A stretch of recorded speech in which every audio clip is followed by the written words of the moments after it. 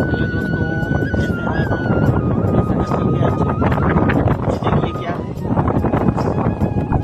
ये धान है। आज हमारे यहाँ धान की बेहद बड़ी, ये देखो ऐसे खेत है, ये देखो सारे खेत, ये देखिए ये भी है।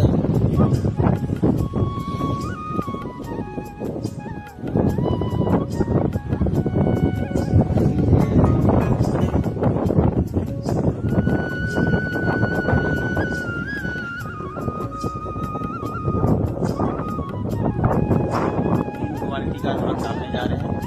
इसको 1 महीने बाद इसको खेतों में रोपाई होगी।